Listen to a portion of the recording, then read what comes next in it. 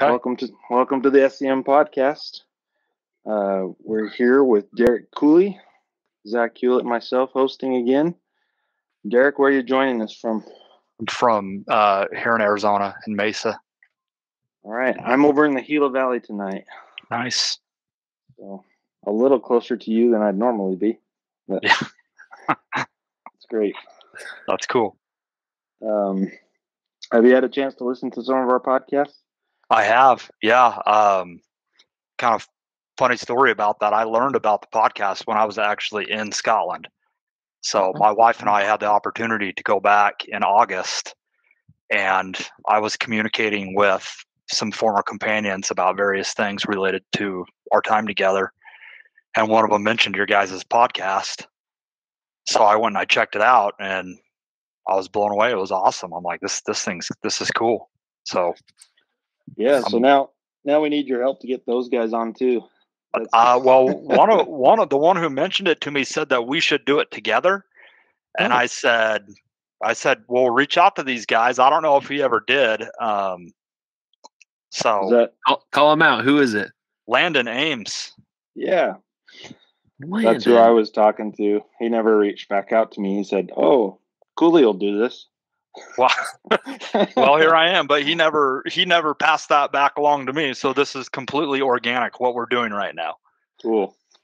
Yeah, we really appreciate you getting in touch with us and doing this. It's awesome.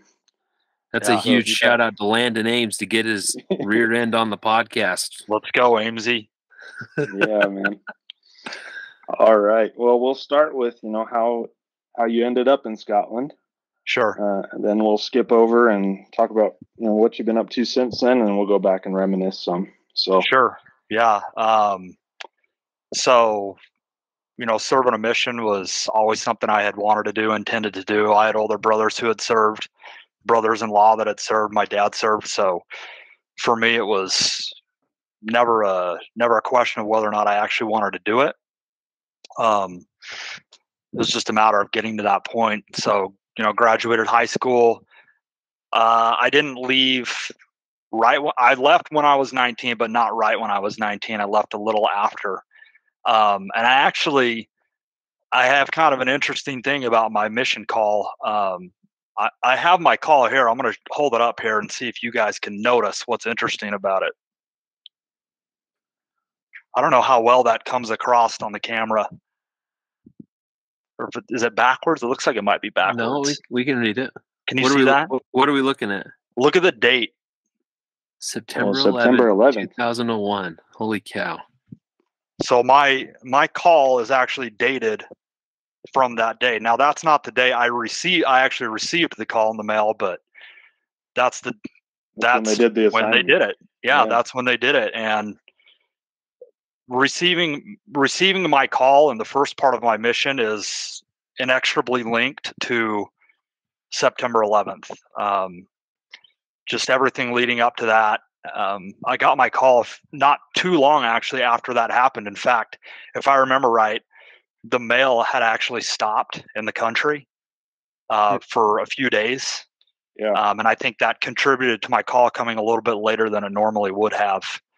But I got the call, opened it up, I didn't know what to think. I was blown away. Scotland never even had entered my mind. I didn't even know there was a mission in Scotland. Like if you had asked me, I would be like, I have no idea.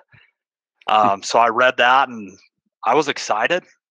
I didn't really know what to think though. The other thing was when I got the call, I didn't have to leave for another 3 months. I didn't end up leaving until January. So I got the call the latter part of September and had about 3 months, a little over 3 months till I had to leave. So after I opened the call, it was a little anticlimactic waiting that long. Yeah. I just remember opening the call and reading that and being like, what? Scotland? I didn't know anything. I mean, other than like golf and bagpipes and kilts, I didn't know anything about Scotland. The one thing I did know, I thought, well, they speak English in Scotland, so I should be good. It's going to be like a little different, but basically the same. And that was completely wrong. Like, I could not have been more wrong on that. Yeah. Yeah. I have a question for you, a weird mission preparation question. Did you get your suits from Pomeroy's? I did not, actually. I went up to Salt Lake for a conference in October.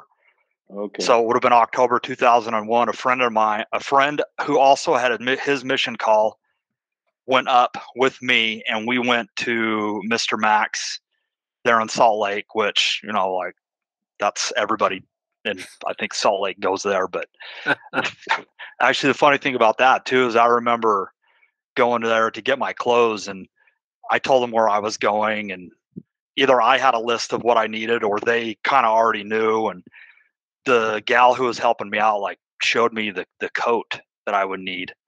And I was like, what? I had never seen a coat like that in my life. Like, growing up in Arizona, dude, in the desert, it was like, it had like a wool liner in it, and it was like waterproof on the outside. And I'm like, what is this thing, man? But it turned out that thing was very necessary. Yes, indeed. My gosh. Yeah. So ended up leaving in January, beginning of January, and got to the MTC there. I think it was around January. I looked at the date here recently. It was like January 9th, January 10th. Coldest time of the year. I mean, just thrown completely into the fire right here. Yeah, so I can relate to that too. I was January 05 to January 07, so about same timeline. There you go. And I was February, so you and I just missed each other, I think. Okay, yeah. So I heard about you, legends of Elder Cooley and the mission, but never met. Well, I don't know how much of what you heard is true, but maybe I can confirm or deny any stories that you might have. We take the truth according to whoever we're interviewing at the time. So yeah, we don't have a reference book. Everything is the truth according to Cooley. Yeah, well, okay. I'll go with that. I'll run with that then. Yeah. So tell us, what you've been up to since you got back home. Yeah. So it's crazy to think that I've been home as long as I have now, man. I got home. I had no plan for my life when I got home. Like, in hindsight, I should have had more of a plan. Coming home from the mission the transition was much more difficult than I anticipated it to be for various reasons. So I had got back, started community college. I had done a little bit of community college before I left, and went back. Best 4 years of my life at the community college. And got to a point where I needed to decide what I wanted to do. And I essentially opened up the list of degrees, and it was almost like throwing a dart, and like whichever one it landed on, okay, I'll do that. So I settled on economics for no good reason at all. Got started doing that, liked the first part of it, then I got into accounting, and I'm like, I'm out of here. I can't do this. So I actually dropped out of school for a semester. Was just working, kind of trying to figure things out. And then eventually, when it was time to go back, I decided, well, I had written for my school newspaper in high school. I enjoyed that, so I'm going to go do journalism. So I did that, went to Arizona State, got a degree in print journalism. I wanted to do either sports or investigative reporting.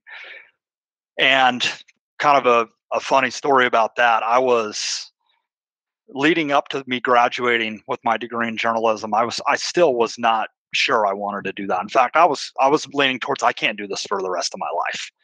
And there are various reasons for that I won't go into right now. But my last semester before I was going to graduate, when I was still trying to decide what I wanted to do, and that's kind of a scary place to be in when you're about to graduate with a degree, thinking, I don't want to do this.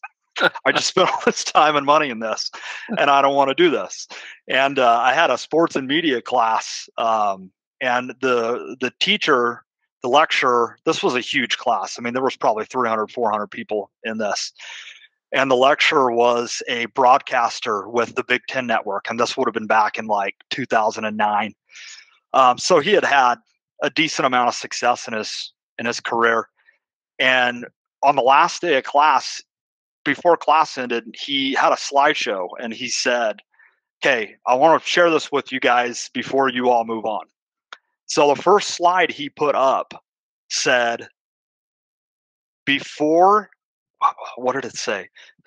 It said, "Before you decide to do journalism, ... And then he pauses for effect, and then he clicks it, and the next line comes up. It says, "Don't stop." And I'm like, what? Like, this guy is essentially advertising for us not to do this. A teacher at the university, somebody who was in the profession, said don't do it. And he went into a lot of different reasons why not to do it. And it made a lot of sense, actually, what he was saying. And it really kind of spoke to me, because I had already been thinking, I don't want to do this. And that was kind of like, I don't know if that was the Lord or the Holy Ghost or what, man, but that was like the nudge that I needed. Like, hey, this is not going to be for you. You need to decide to do something else. And so that was a relief, but it was also scary, because now I was essentially starting over. And I was going to a singles ward at the university at the time, and was dating sporadically, but no prospects. And had I just taken my degree and moved on, I would not have been in that singles ward anymore. They would have moved me out, and I would have gone to either an over 30 singles ward or back to a family ward. And so it's kind of a precarious time for me personally. And I decided I'm gonna go back and I'm gonna do graduate school. But I completely changed my degree, because I thought what should I have done from the very beginning? Well, part of my undergrad studies in journalism was I had to do a couple of internships, and one of them I did was with the Arizona Republic, which is the big newspaper down here. And I was covering high school sports. So they had me go and cover one of the state championship high school games. And I remember after the game, I interviewed the coach on the field, and I was asking him questions. And I vividly remember having this thought of, would you rather be asking the questions, or would you rather be the one asking the questions? Or like, would you rather be the one asking the questions, or be the one who's getting asked the questions? And when I had that thought, it was really obvious to me that I would rather be the one being asked the questions. And that was like, okay, well, I need to go back, and this is what I'm going to do. I need to get my degree in PE.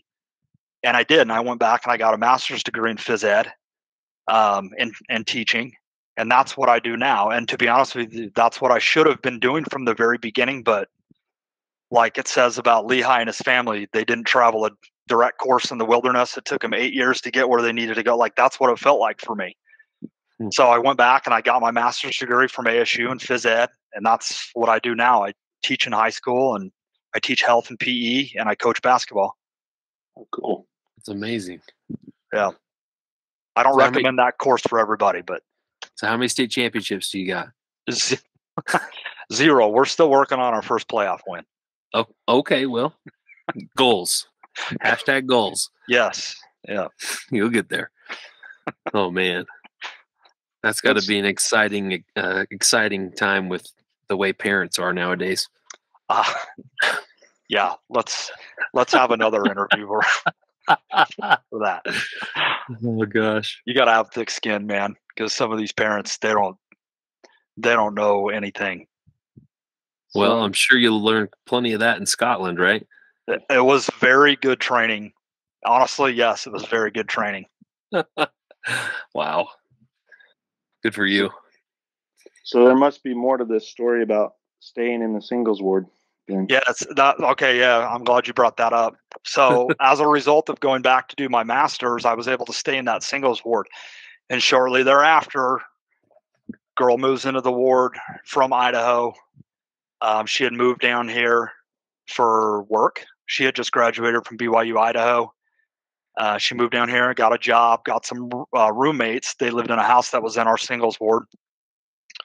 And before you know it, like, we were married, I don't know, 6 months later. It's amazing. Yeah. That's so cool. And kids? Yes. I have 5 kids. 5. All right. Nice. Yeah. What age group? What ages are they? My oldest will be 10 next Sunday. So, I mean, basically 10, 8, 6, 4, and 2. They're all about 2 years apart. It's a madhouse down here. Boys, girls, you get yourself a full roster for a basketball squad. I do, yeah. My oldest is a boy, and then I have 2 girls, and then the youngest 2 are boys.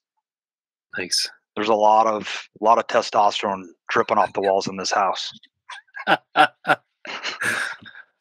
Yeah, until your daughters get to be teenagers, I'm sure that'll be a different story. Oh my goodness, man! I love my girls, man. I don't know if I'm ready for this. Yeah, I can attest. I feel the same way. I only have the one. She's 8, and yeah, I'm not looking forward to those years. Yeah. All right. So you've been in Arizona the whole time then? I have. Yep. Just born, raised, and trapped. Only time I've left Arizona for any extended time was the mission. There you go. So we'll go back to that now. Sure. Start us off if you want, MTC or first area, whatever you want to go to. Okay. Yeah. MTC. I think it's kind of sacrilegious to say, but I did not like the MTC. My MTC experience was not fun, not because I had anything against the MTC, anything personal against anybody. I just did not like the MTC. It was confining, couldn't go anywhere. It was cold. It just was all the yolks on the eggs were runny. Everything was different, man. And I could not wait to get out of the MTC, dude. When we got on that train to go up to Edinburgh, I was like, I'm the first one on that train. So yeah, get up to Edinburgh, go to the mission home. That time period was such a whirlwind. Like, just I remember it, but it seems like a dream. Like, I was really just out of it mentally.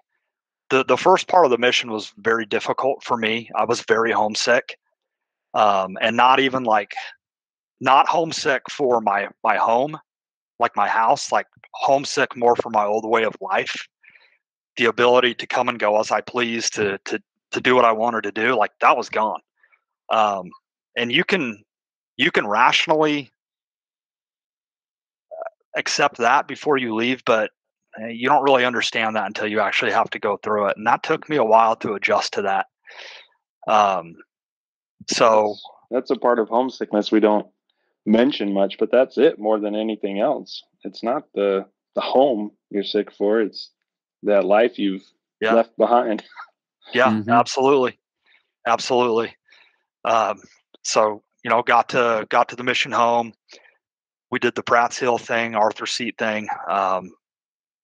Then got back to the mission home that day, got our trainer. My trainer was Elder Allred from Utah. And my first area was in Kirkintilloch, near Glasgow, just outside of Glasgow. And Elder Allred was a fantastic companion, just a great trainer. I was very, very lucky, very fortunate to have him as my trainer.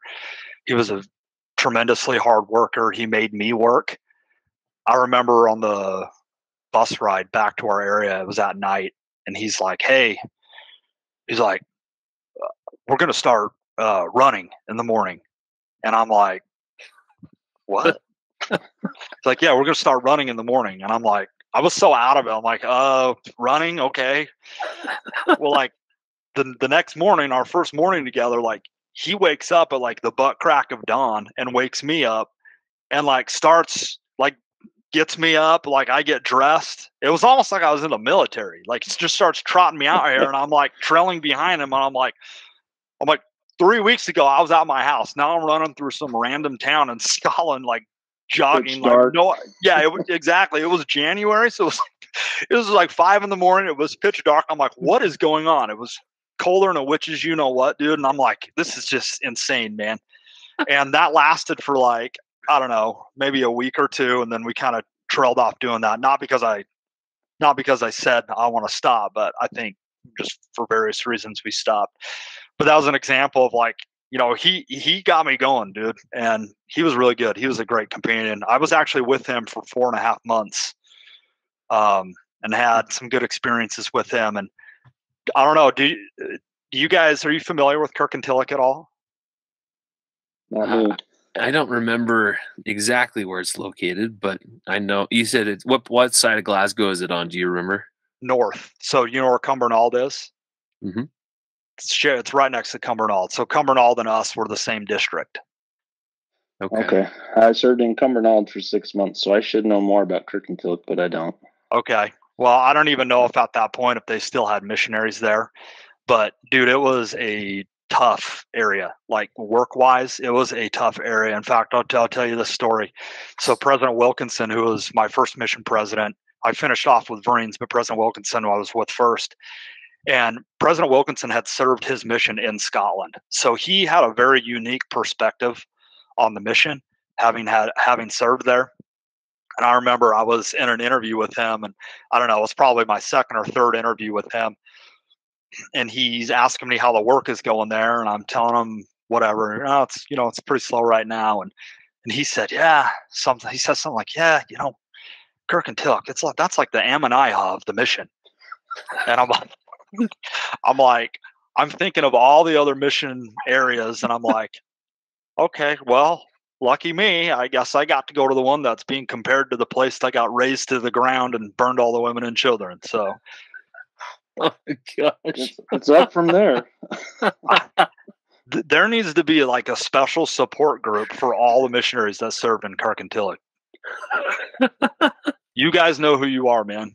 But I will tell you, man, I am glad in hindsight that was my first area, because it got easier from there. Like that was as hard as it could get. Now I say that I didn't, there were a ton of other areas that I never served in. So I'm kind of speculating, but I'm glad that I served there, because it was a difficult area. There was a branch there, but there was like 20 people, and we met in an old Catholic church. And again, this is like January and February, so it's freezing cold. There's like no insulation in there. And man, I've never prayed so hard in my life, dude. Like I would go into the bathroom between blocks and I'd pray. I'd go after and I'd pray, and just asking the Lord to carry me through it. And he did. He did. So I was with Elder Allred for 4.5 months, which is a long time actually to be with your trainer. Yeah. And then after Elder Allred, I had Elder Franks, who was from Oklahoma, and he was a great dude, man. Like I had a lot of fun with him, but I was only with him for 6 weeks, and then I got transferred out, and I went to Livingston. And my first companion in Livingston was Elder Stanworth from Utah, and he was a good dude as well. But I was only with him for 6 weeks. And then Elder Stanworth got transferred after our 6 weeks together, and I got Elder Annika. And that was kind of the point in my mission when I think things kind of changed for me. Things clicked. I was less homesick. I became the senior companion then. And not that really, I think, had a lot to do with it, but it's just kind of like I just felt a lot more comfortable with things. And Elder Annika, he was from Canada, and he's been mentioned on the podcast before by a couple of other missionaries that you guys have interviewed. But he was a fantastic dude. Like I loved serving with him. I had so much fun with him. It was like serving with my best friend. And we had never met in the mission before we got together, and just hit it off immediately. And he was a great missionary, and just a fantastic dude, and a very, very generous guy. Like I'd say from him, that's one thing that I learned was generosity. In fact, I'll tell you this story about him. I'll tell you 2 stories about him, about his generosity. I was with him for 3 months, and then he got transferred to go serve up on Orkney.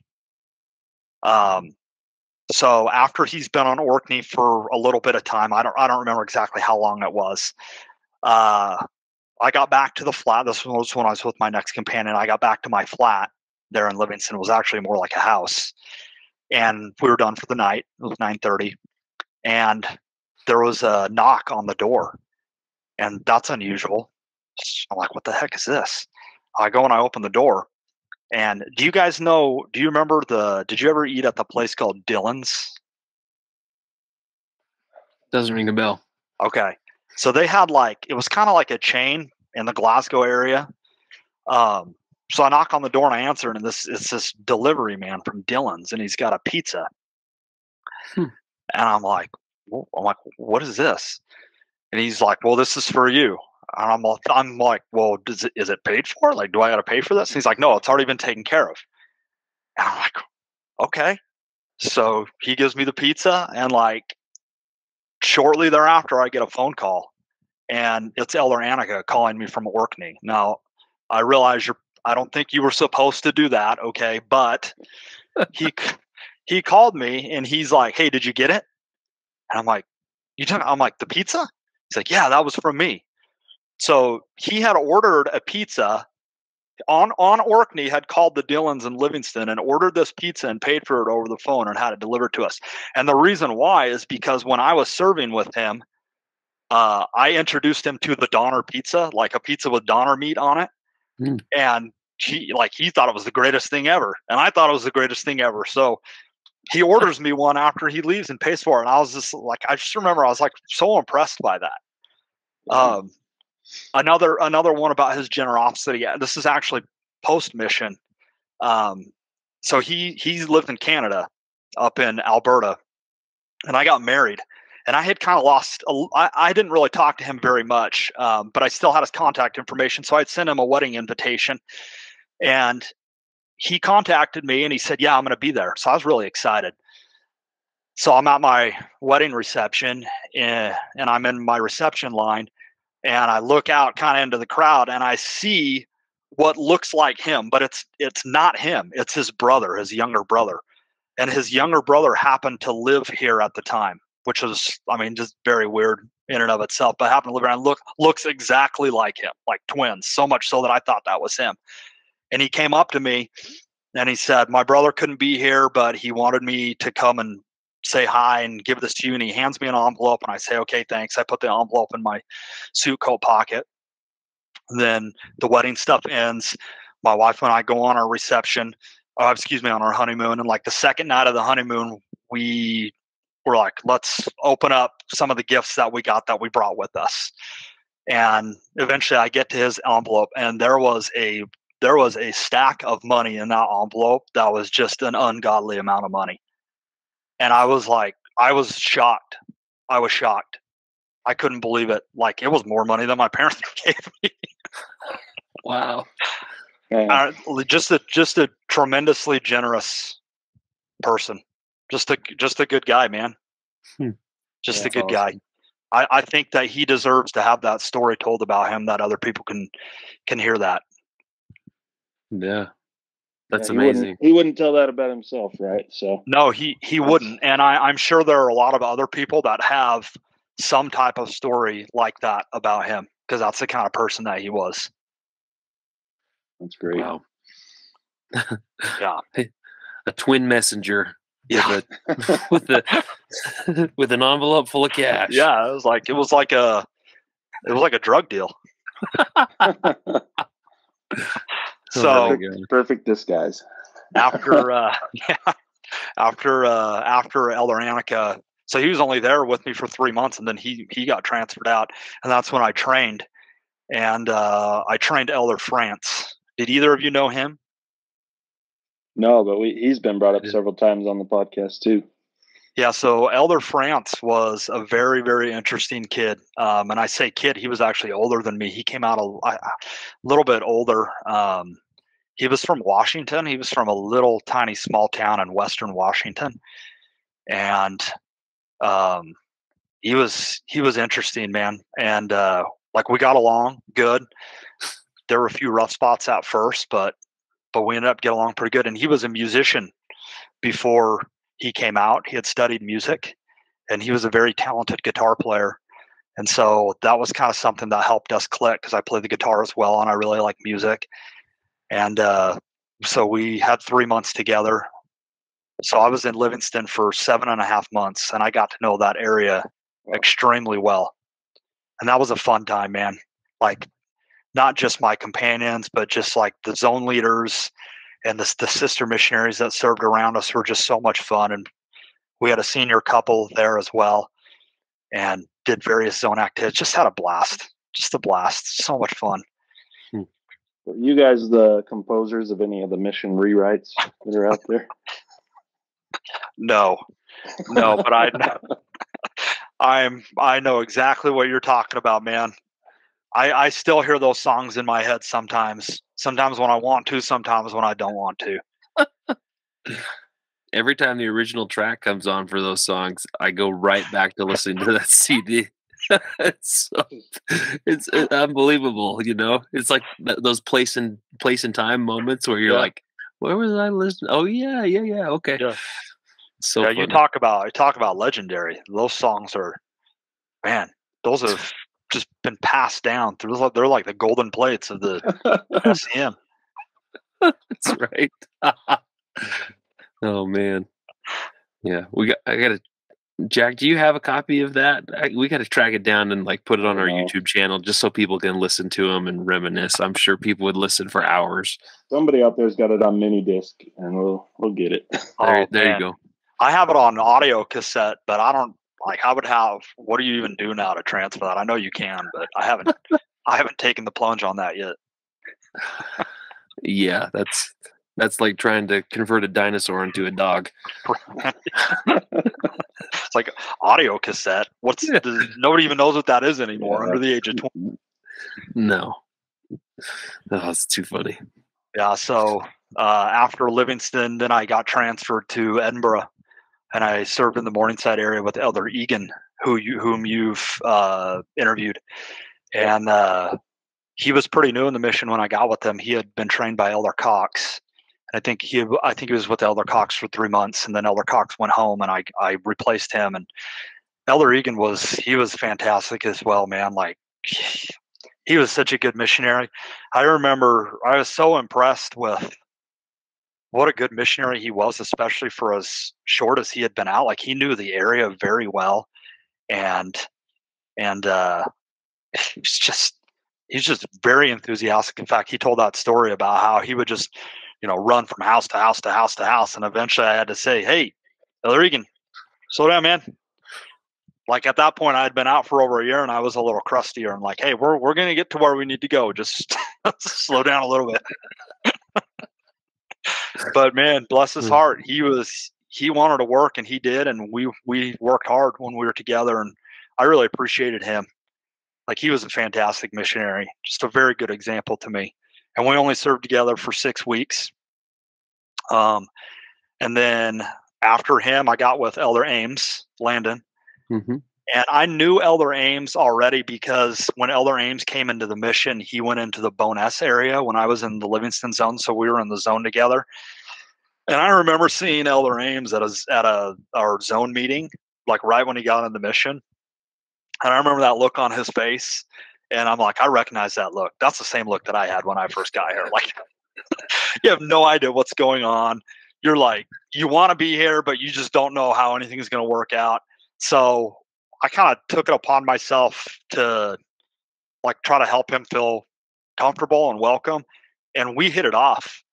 And then we ended up serving together in Edinburgh. And like, serving with Elder Ames again was like serving with my best friend from high school, man. Like, he loved basketball. I loved basketball.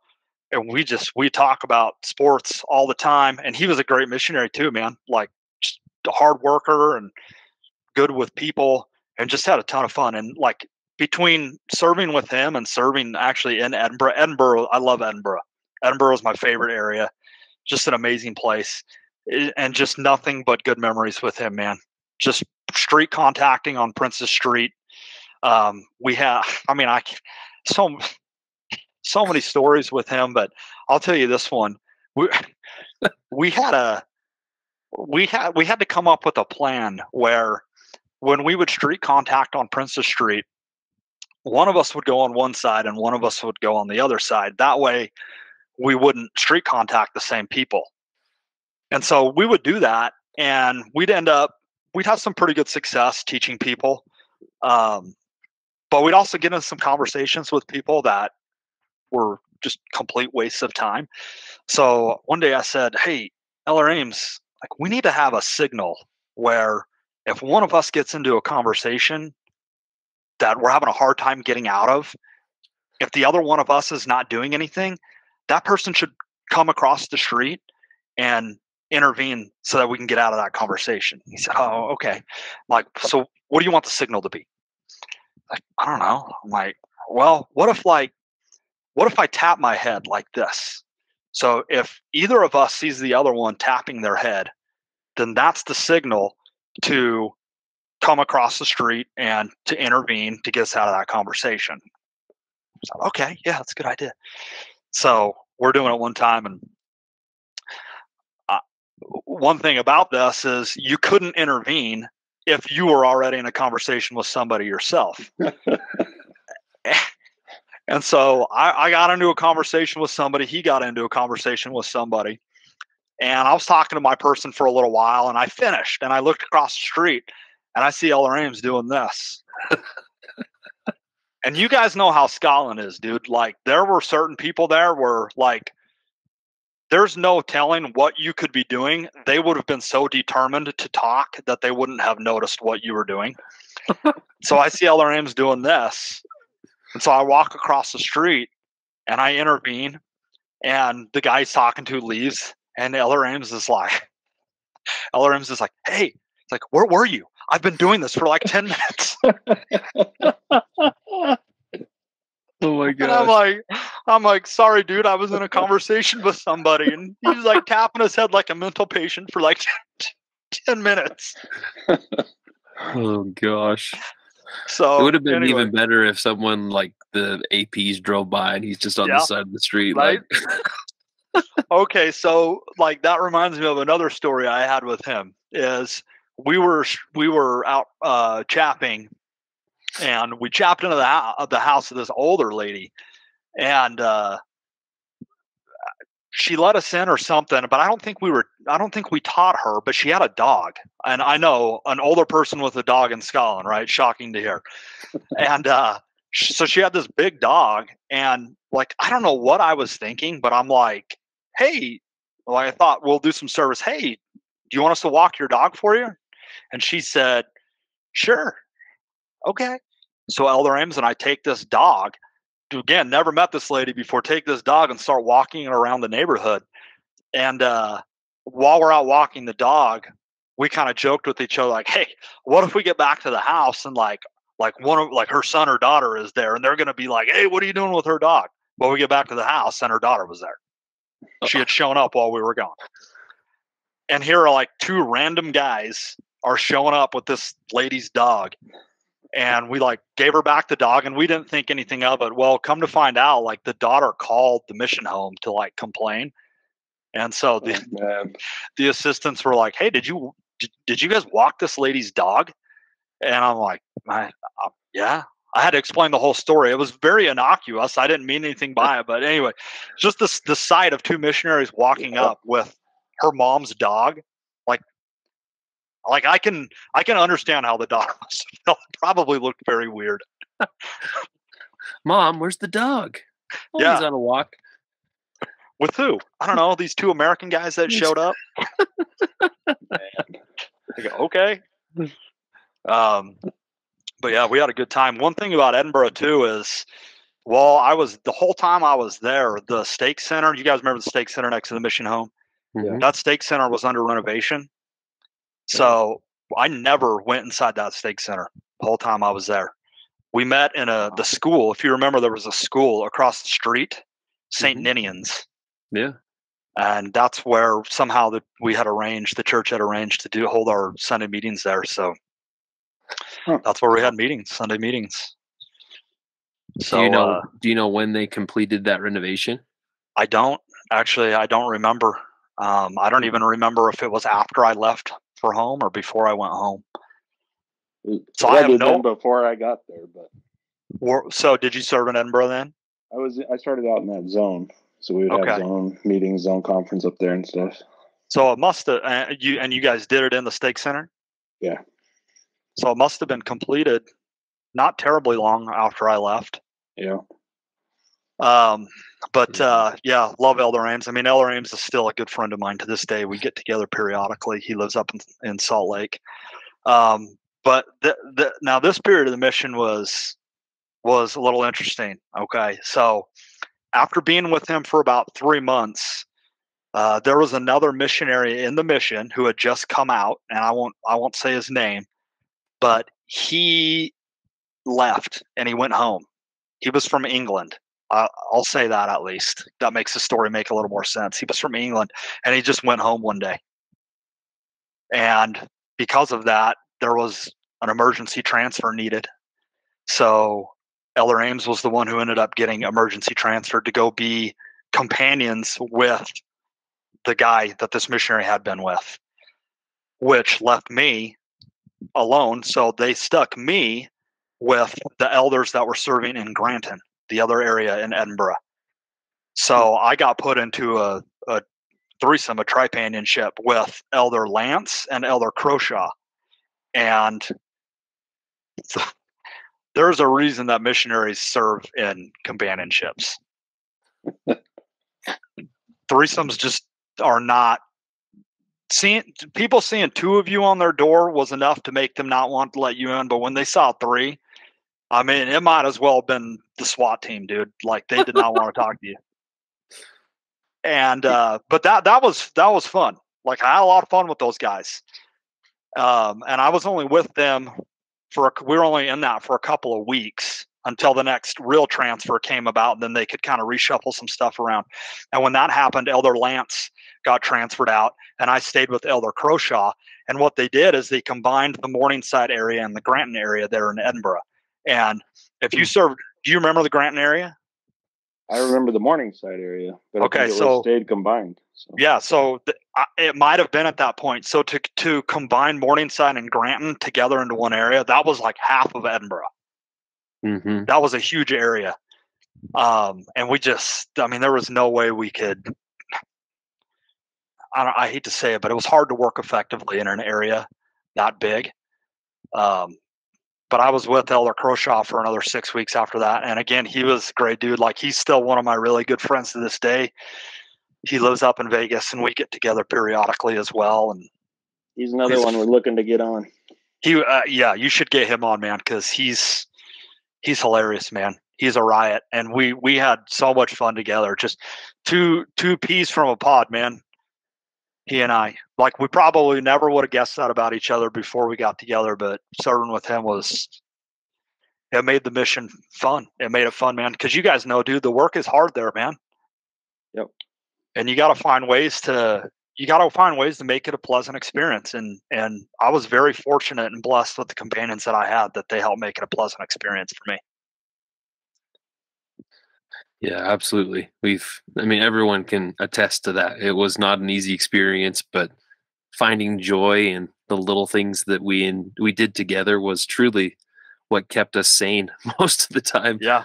Because otherwise doing the same thing over and over and seeing minimal successes wasn't obviously the best way for young minds to be engaged all the time. Yeah.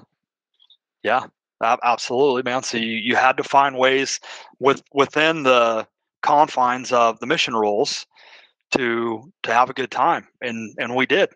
We were able to do that. Great.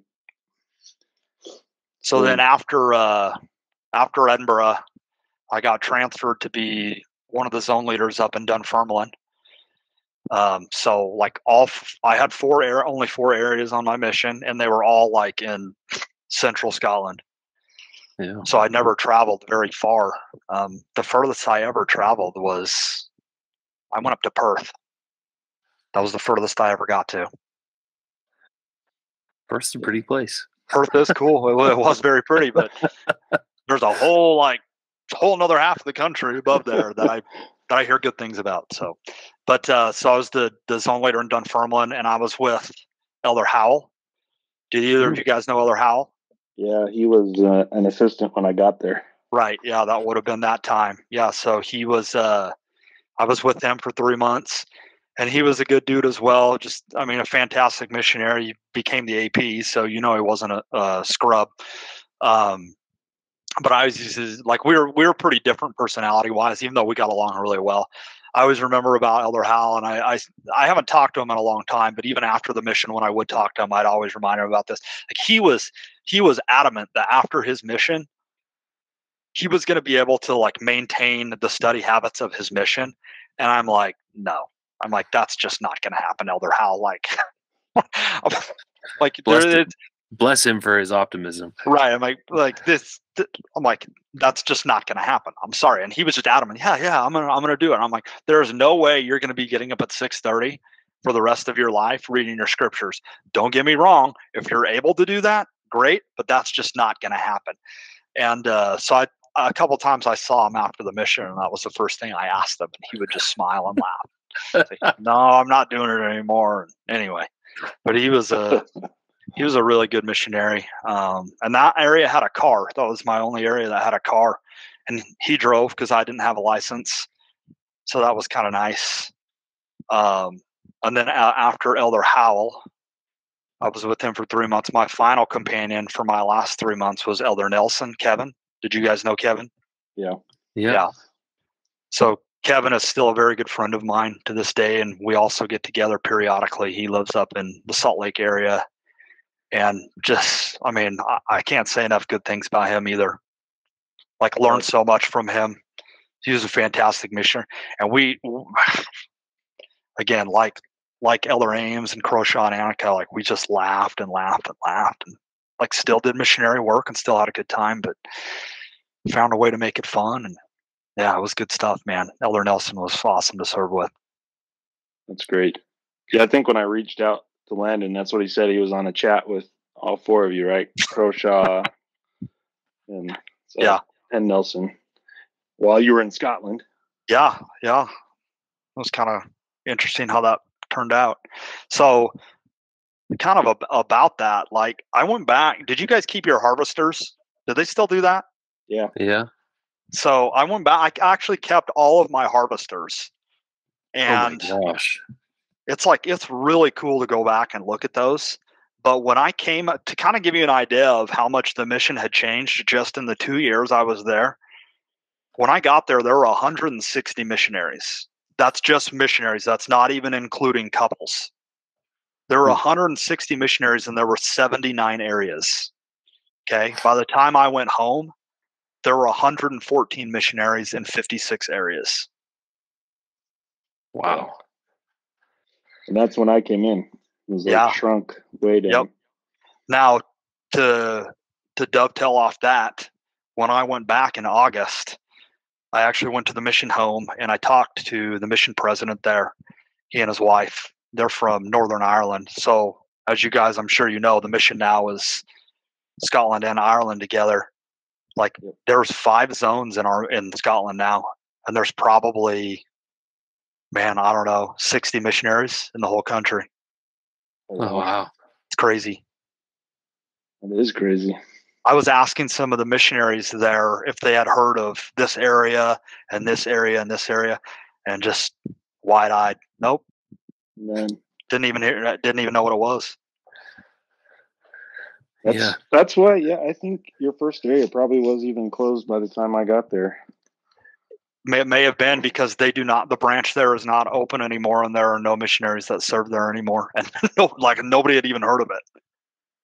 Wow. It was like Atlantis. Well, it's just north of Bishop Briggs, which I know that was. Yeah. That's part of like a mainstay in Glasgow, so it probably was just absorbed into that area. Yeah, that or Cumbernauld, or part of the area probably went to Bishop Briggs, and part of the area probably went to Cumbernauld. Right. Yeah, for sure. Wow. So they also don't do, like, these are some other things. They don't go to the tattoo anymore. Oh, jeez. Yeah. Like that hurts. I know, the tattoo was awesome. Yeah. It's a Scottish thing, though. They have to be inclusive with Ireland. Bless them. But, you know. I'm sure that's probably what it is. But, man, that was really disappointing to hear. I feel bad for the missionaries. That's why we don't interview people from the Scottish Ireland. That's the cutoff. This is the S.E.M podcast. Yeah, those Irish S.E.M Irish rejects.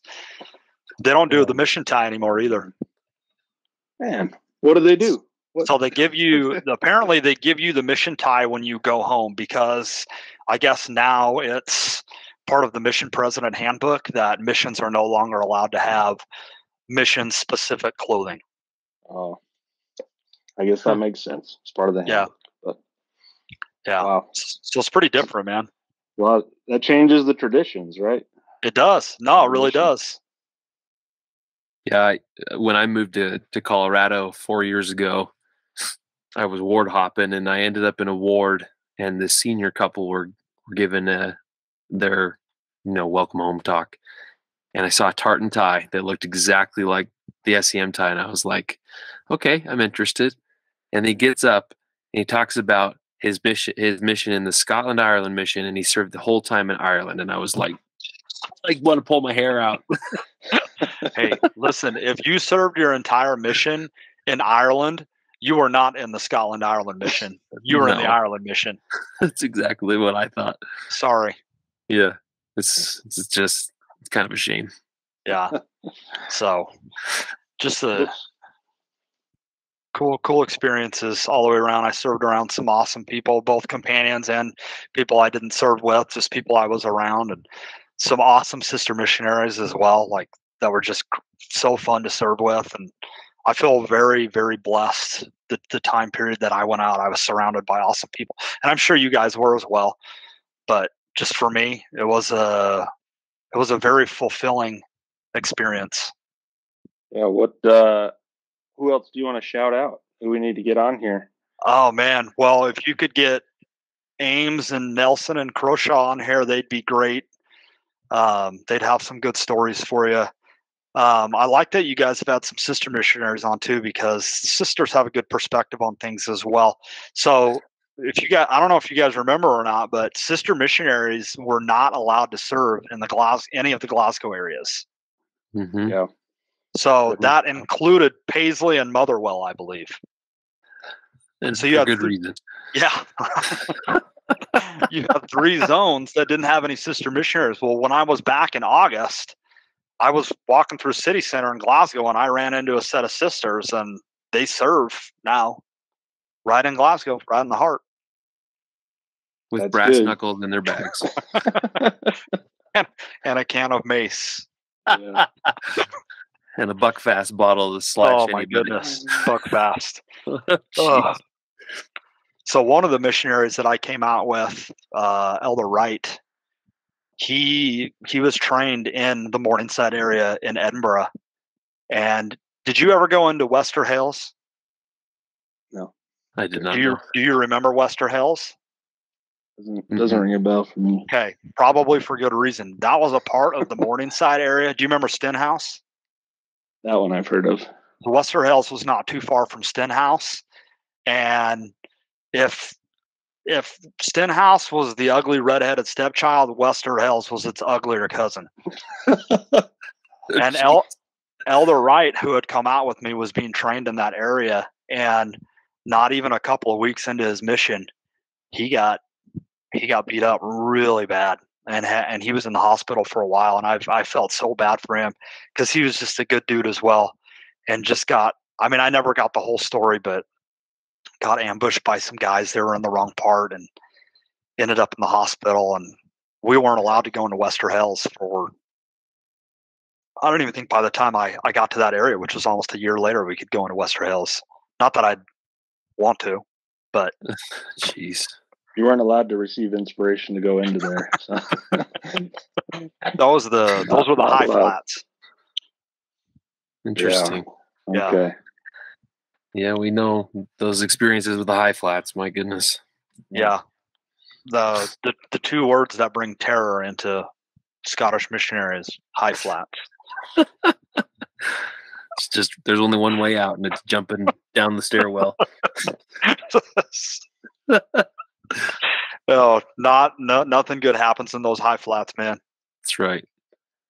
So just to reminisce with you a little bit, Derek. Sure. So I served in Dunfermline for 6 months early on in my mission.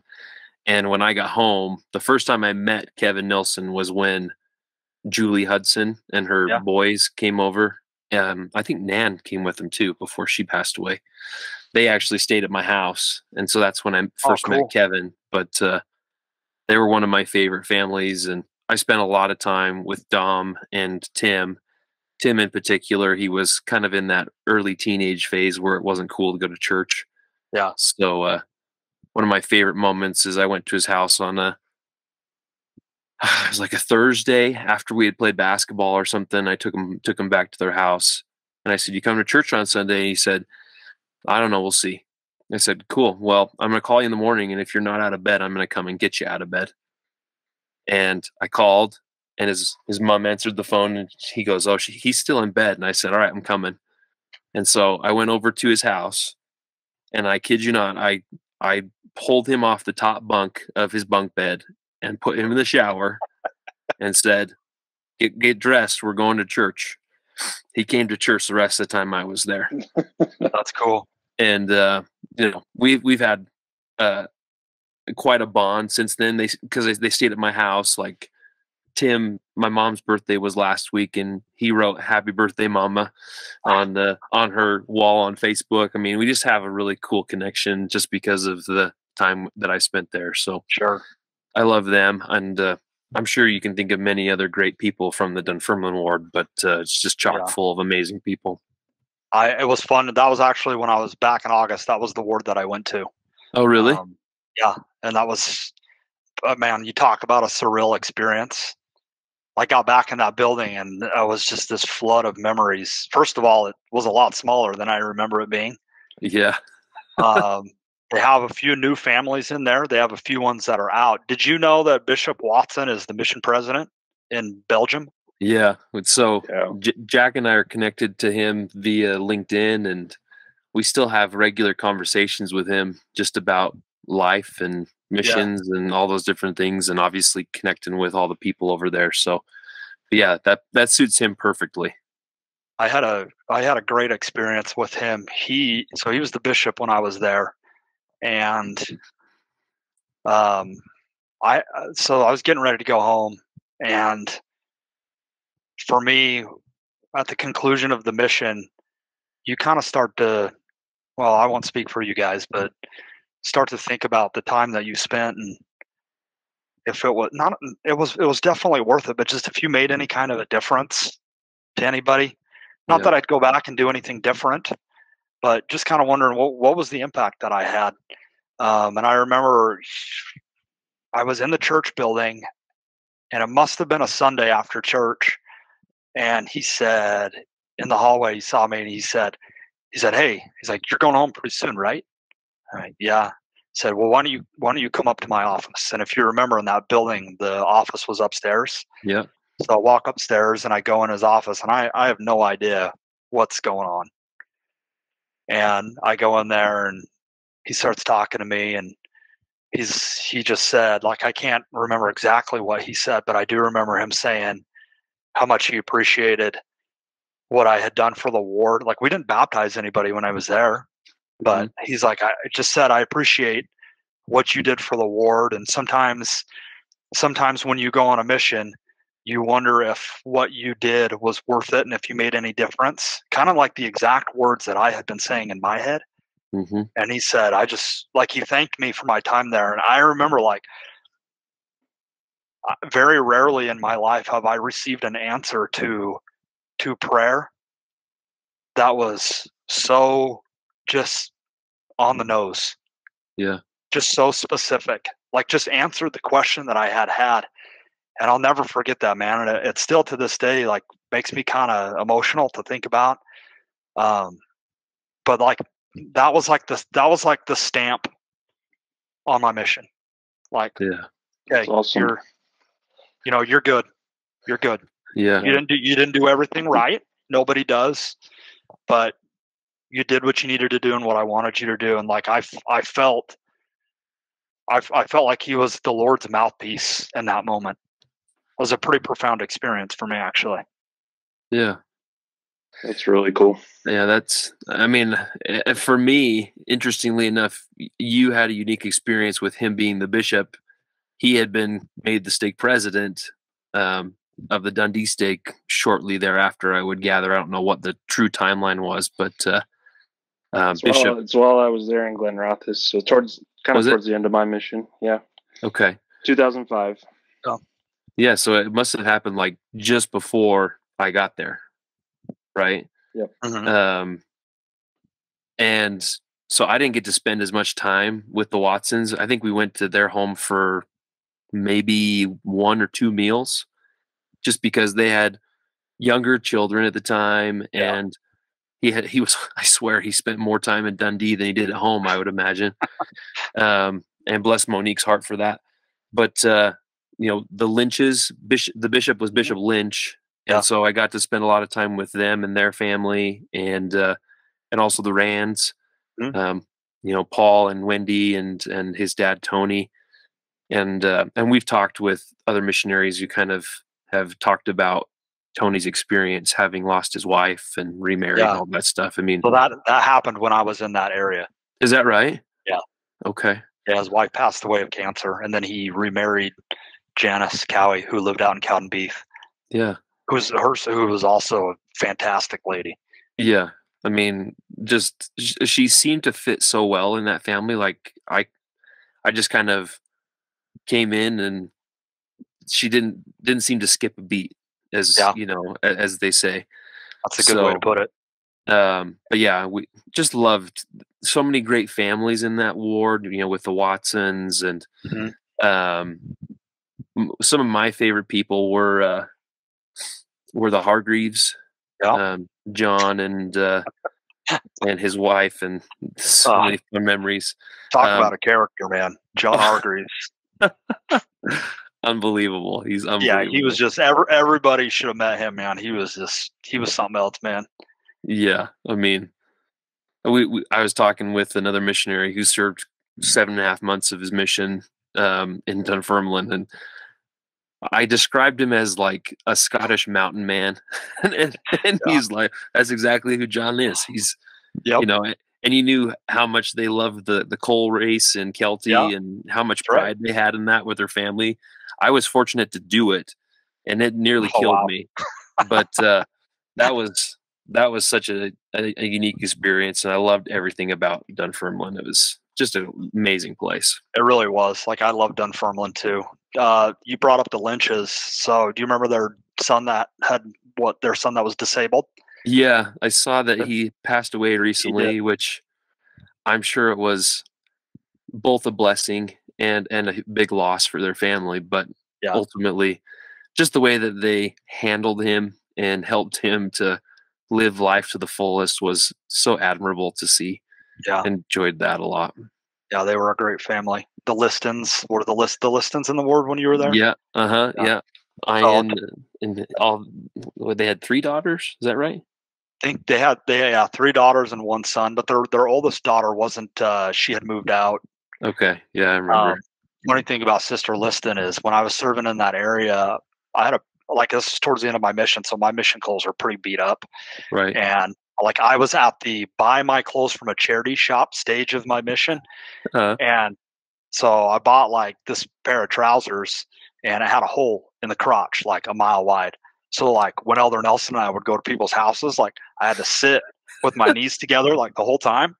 And it got to be really uncomfortable. And finally I'm like, Elder Nelson, I can't do this anymore, dude. I got to figure something out. Well, Sister Listen, somehow she found out. So she agreed to sew my trousers up. So she did. She sewed them up and carried me through to the end of the mission. So I'll always appreciate her for that.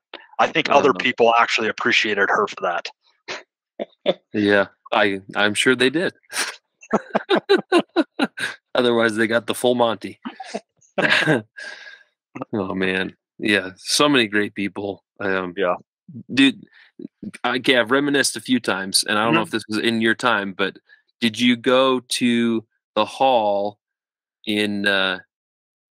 I think it was in Cowdenbeath, the hall with Brian for bingo and and smoking and tea. And Happy Days Club. Happy Days Club. I have not heard that since. Oh my gosh. Yeah, man. So it's just I could tell lots of stories about that too. So Brian, do you this is just so stupid, but I'm going to tell it anyway. I don't care. Do you remember the speakers that they had in that facility? So was Danny still singing?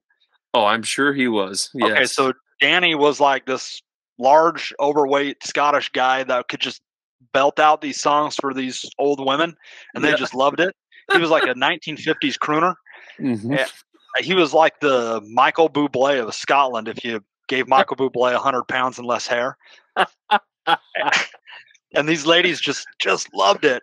And he had these big speakers where he could project everything. So one thing we'd always do is we'd always help take the stuff down when we were done. And so Elder Nelson and I always had this joke with Brian where, like, when you take the speaker off the rack and then you'd pick up the rack the speaker was sitting on, and you'd flip it over on your shoulder, it'd look like a bazooka. So we'd always shoot Brian with it, and it just would make Brian's day. Like, it was just the funniest. It was the funniest thing to see how happy it made this guy, man. Just those little things, dude. Little things. Yeah. Brian was just a bowl full of sunshine. My gosh. And crazy mood swings with that guy too. If he was ticked off, you knew immediately. He did not shy away from telling you how he felt. No, that's that's very true.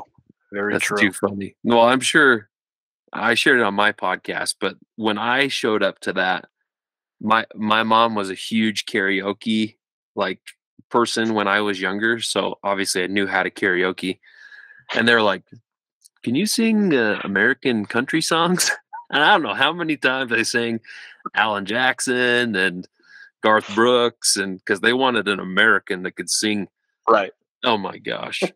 I became famous at the Happy Days Club as a result of that. It was too fun. My gosh. Well, I only sang once and I never got asked to do it again. So you must have been a lot better than me. I think I sang like an R.E.M. song or something, and I don't think the older women of Scotland really knew what was going on. No, it wasn't George Strait or any of their classic songs that they wanted to hear. No, definitely not. That's too fun. Yeah, that was amazing. Funny. Happy Days Club. Good memories there. Oh, yeah. My gosh. There were some days where I'd come out of there smelling more like a cigarette, an ashtray, than some casinos I'd been in my life. And I was like, my gosh, how is this good for people? Between the tea and the cigarette smoke. Yeah.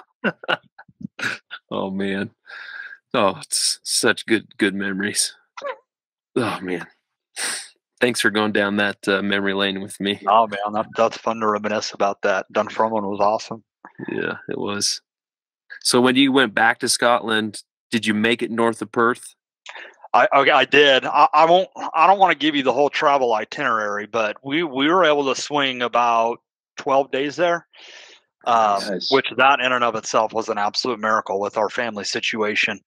But I decided, okay, so let me just back up here real quick. When I got home in January of 2004, and then I went back that August with my parents and my younger brother. That's so amazing. That was the last time I'd been back, August of 2004. And that trip was like tourists, but it was also kind of like touring the mission and stuff. So I decided this time when we go back, I'm like, I'm going to go see places that I wanted to see, but I never got to see. So we spent our first 3 nights, 2 days. I guess it was 2 nights and 3 days on Skye, Isle of Skye. That was, that's the most beautiful place I've ever seen. Have either of you guys been up there? I have, yes. I've never. That was just fantastic. Yeah. I served as the Aberdeen zone leader, and in that 6-week period, they said, elders, we need you to go and hang out or spend time with the young missionaries that are training new missionaries. And there happened to be a greenie on the Isle of Skye. So my companion and I said, road trip.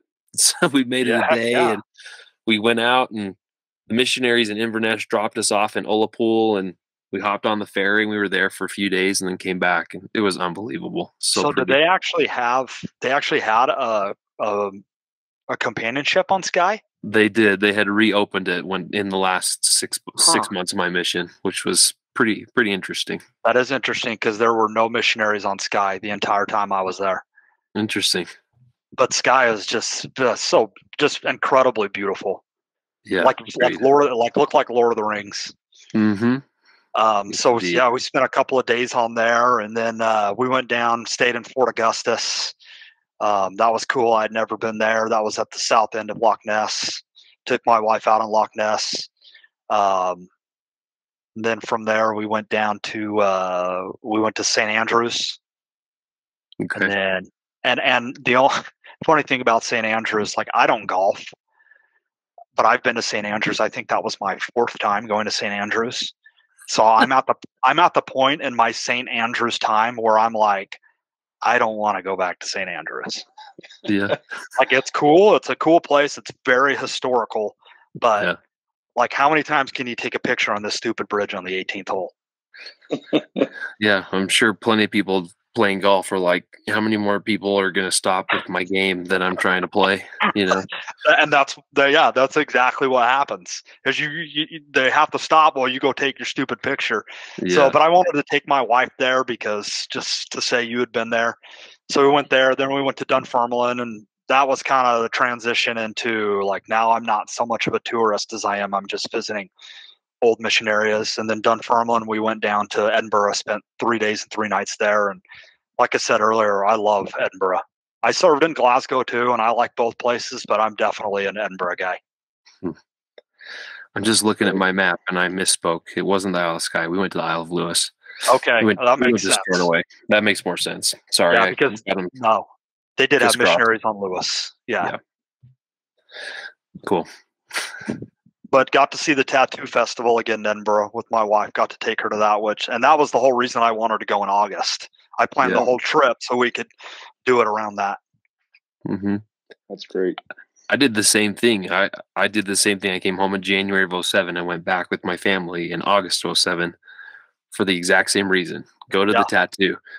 And we did way more than just that. Like we drove all the way as far north as Inverness.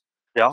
And then we did a few days down in Preston and, toward Manchester and Liverpool and all those other places around that area. I was tired because I had a driver's license and I drove the whole time. I wanted everybody else to drive, but oh my gosh, it was so much driving. Dude, like I had the exact same experience when I went back with my parents. I wasn't 25, so you can't legally rent a car yet. Mm-hmm. So my dad was going to drive, and as we're pulling out of the airport in Edinburgh, my dad gets on the wrong side of the road, and I'm like, like I don't care if I'm not legal, pull this car over. And I drove, and I drove the whole trip. And dude, just like you, I was so tired because of how much driving. When you drove to Inverness, where did you drive from? So I served in Aberdeen for 6 months. So we drove from Aberdeen across. I think we may have stopped. I can't remember perfectly, but yeah, we drove from Aberdeen up to Inverness. So it wasn't like the straight shot because I also served in Montrose, which is south of Aberdeen. So we kind of hit all my stopping points along the way. So that is not, if you look on a map, like that doesn't look like it's very far, but it's a long drive because it's not, they're not freeways, dude. Oh no, that's true. And I remember driving up through the Highlands. This was when I went back with my parents. I drove up through the Highlands to go up to Inverness, and like somewhere in an alternate universe, I'm still making that drive. That's how long it took. Yeah, I can. You talk about some remote, like that was just remote territory, dude. There were no houses. I didn't see any people. I think I probably saw half a dozen cars on that whole drive. A whole lot of sheep. Yep, that was the other thing. And I'll say this too, like on this last trip that I took, we flew into Glasgow and then drove up to Isle of Skye. It was actually in Inverness, which is right by Skye. That drive was spectacularly beautiful. I'll put that on my to-do list next time I'm there. It was just so pretty. So pretty. Oh man. So different than where I'm from. Like, I remember when I got home from my mission, like I got home at night, and Jack, I remember hearing you tell the story on one of the interviews about how when you flew back, when you got into London, it had been snowing. Yeah. And then you got home and it was like the guys were wearing shorts. Yep. Like very, very similar. Like I got home at night and so I'm driving home back to my house on the freeway and I'm looking around and I'm like, the size of these roads are monstrous. It's true. I couldn't believe how big the roads were. Yes. And then the other thing is that, so then the next day I went with my brother. He had to go run an errand and I went with him. And so now it was the daytime and I could see, and it was so brown and everywhere and just dead. Like, yeah. What? When I flew in, getting over like New Mexico, headed into Arizona, looked like a nuclear wasteland. Like, how do people live? This is where I grew up, but yeah, it was just crazy. I'm like, yeah, exactly. Like, so brown and dead here. Anything for that desert air. Yeah, right. Oh, man. Yeah. So, Derek, I want to ask you if you have any specific memories about, either President Sister Wilkinson or the Vrienses after that. Sure. I'll tell this story. I had a very Gordon B. Hinckley experience with President Wilkinson. I called him like within my first few weeks. I'm like, President, like I got to call home. Like I can't handle this right now. And President Wilkinson basically told me to shut up and get to work. And I didn't take any offense to that. It was just kind of like the kick in the pants that I needed. And not that fixed all my problems from that point going on. It didn't, but it was like, that was kind of like, hey, like it's time to grow up. Your mommy's not here to wipe your butt for you and do everything for you and tell you like you need to grow up and you need to become a man. And I was forced to do that. And I will be eternally grateful for that. Yeah. There's a reason they take your passport from you when you get into the mission.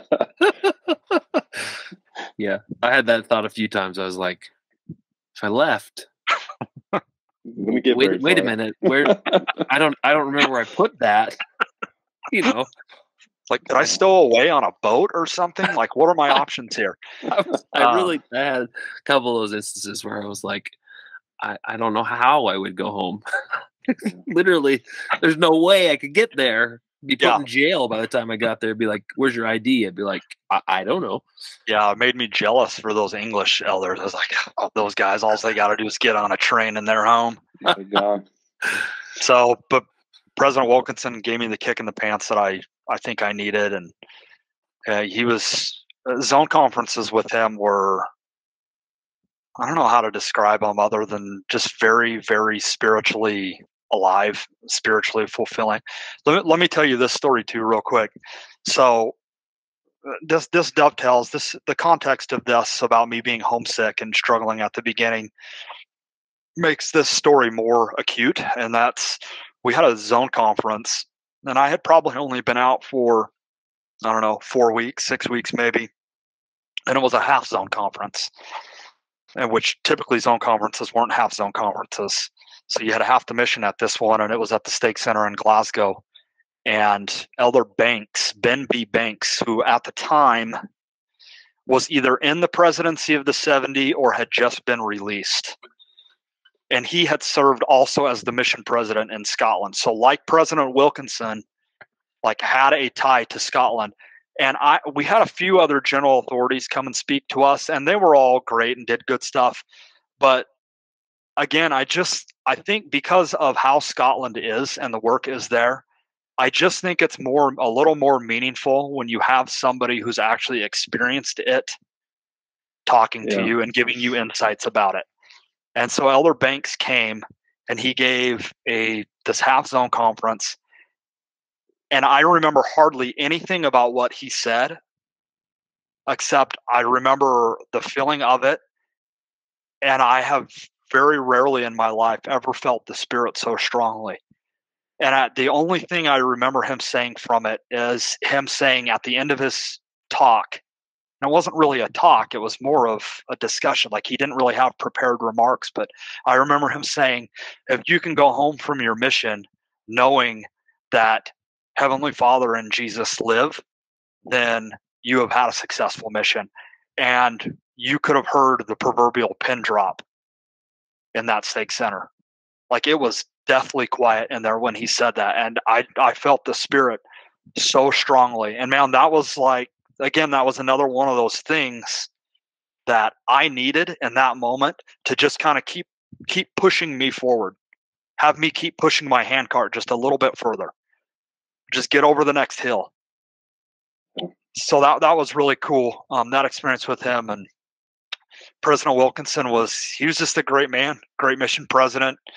It was fun to be around him. His wife, Sister Wilkinson, was awesome too. She'd make us the big cookies for our birthdays. Anybody who served during that time period remembers that. And then President Vriens came in when I was about 17 months. That was my last 6 weeks at Edinburgh was when he came in, which was interesting because you're serving in Edinburgh when the new mission president comes in, which is where the mission home is. And had some good experiences with him too. I'll tell you this story about President Vriens. So when you get, I didn't drive in Scotland at all. So when you're an American and you first get over there, especially when you're a little bit older and maybe your reflexes aren't quite as good, things can be a little precarious. And I remember when I was serving as a zone leader with Elder Nelson, we had to go up to a zone conference or some sort of it was like a stake meeting or something up in Dundee. And we went with President and Sister Vriens in their car. And President Vriens was driving. This was on the way up to Dundee, and I was in the back seat. And man, I was like white knuckling it in the back. And I'm like, I'm 21 months in and I'm 3 months from going home. Please, God, don't let me die on this car trip up to Dundee. And I remember he just blew through a roundabout like it wasn't even there. Just went right through it. And I was like, oh my gosh, I'm going to die, man. I'm going to die.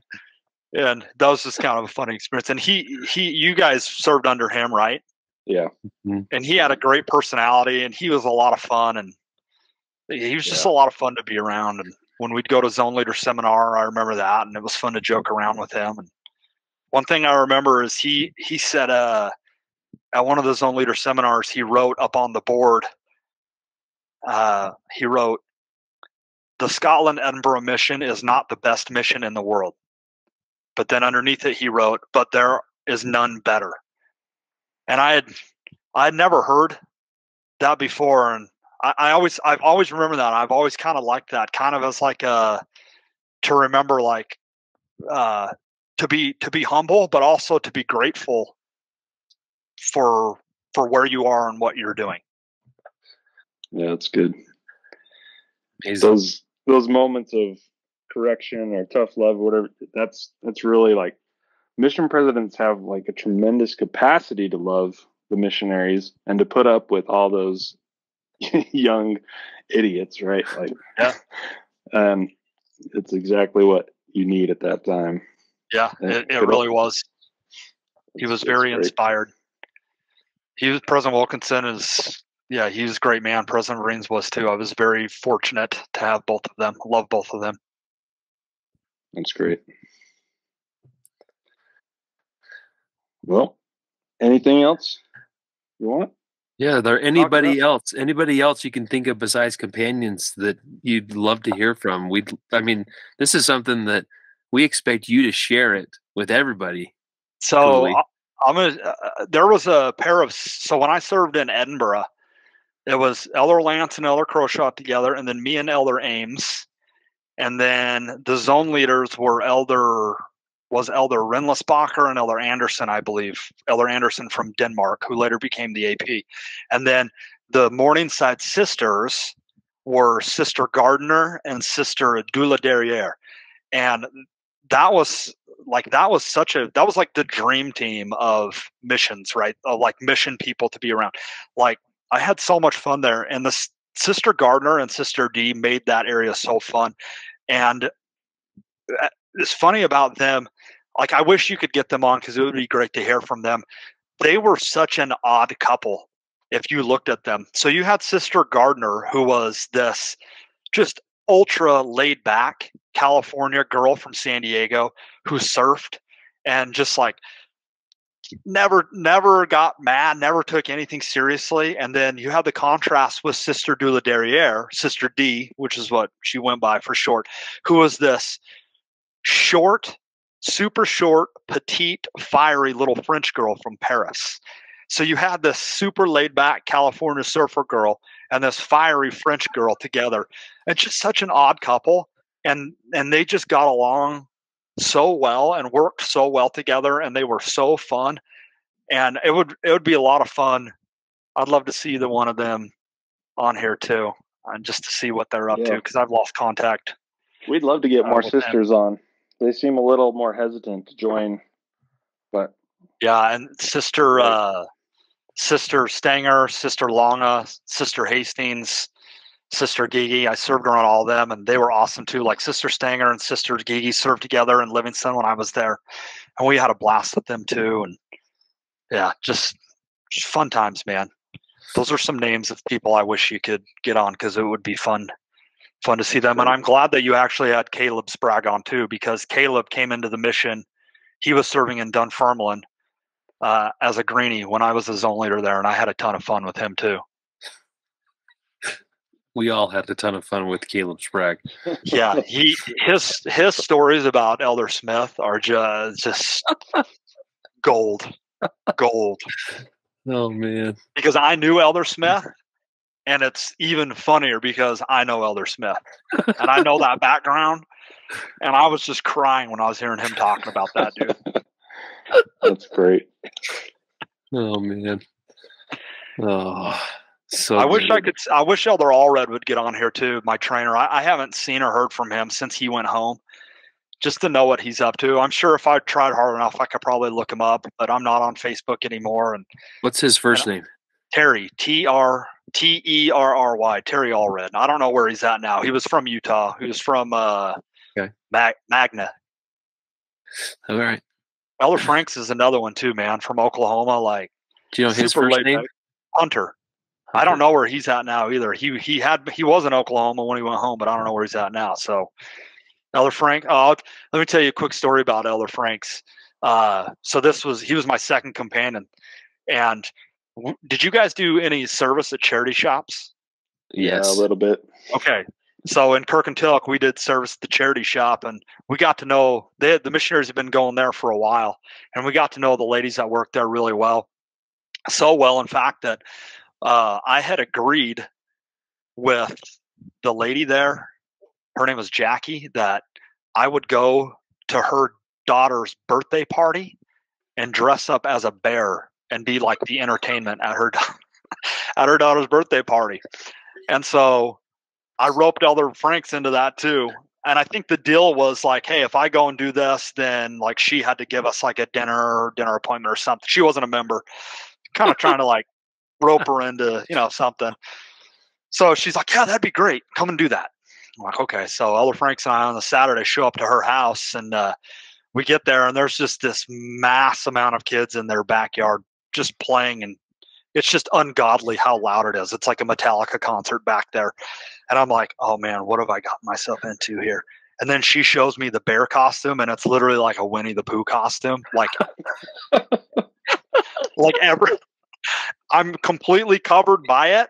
And this was like the summer, and I already sweat really bad. And I'm like, what have I done? And she has another bear costume for Elder Franks, but his is a little different. He has a suit on, but he doesn't have a hat that goes all the way over his head. It just goes like around his head. So he's got like bear ears, but you can see his face. And so like we dress up in this thing, and we're getting ready to go outside, and she preps the kids. Hey kids, we got special guests for you. And then all of a sudden, like I pop outside, and Elder Franks pops outside, and all the kids see us, and they just run over to us, and they are mobbing us like Ewoks, dude. Like all over my legs. I'm like swatting them off. Like it's like 150,000 degrees inside that bear costume. And I'm just like, so like we were laughing so hard about that, about how ridiculous we both looked, man. You have a picture of that? I do, not with me on me right now. It's up in my mission scrapbook, but just the thought of Elder Franks in that bear suit where you could see his face, but he had bear ears. He just looks so ridiculous, man. Oh my gosh. Oh, that's unique. For sure. Yeah. So the funny things you do to try to teach the gospel sometimes. Yeah. Yeah. Oh my gosh. It's the power of service right there. Yeah. Yep. Holy cow. Wow. Oh.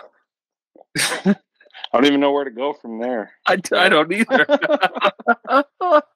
Maybe that's why they put the missionaries out of Kirkintilloch. I don't know. That's when the decision was made.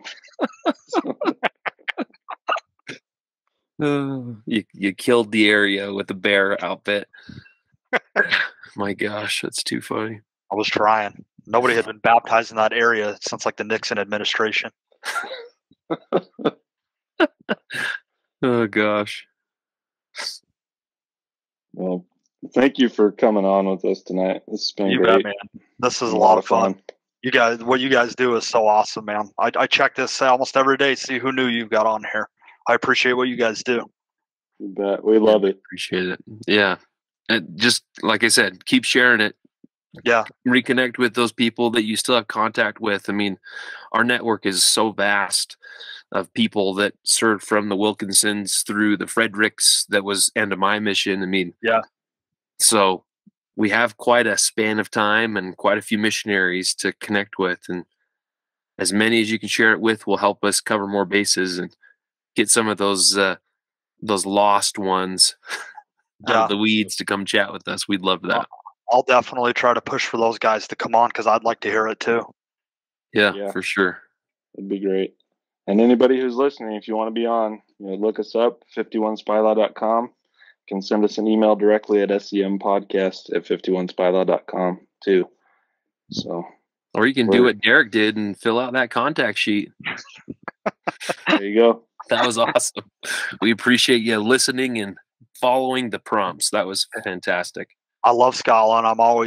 I'm grateful for the opportunity that I had to serve a mission, to serve there. I love talking about it. Being able to go back this past August brought all those memories back. And so I appreciate the opportunity to do this with you guys. Thank you. That's great. Thank you. Thank you, Derek. We appreciate it. We love you, brother. You bet. Love you guys too. Thank you. All right. Have a good one. See ya. We'll see ya.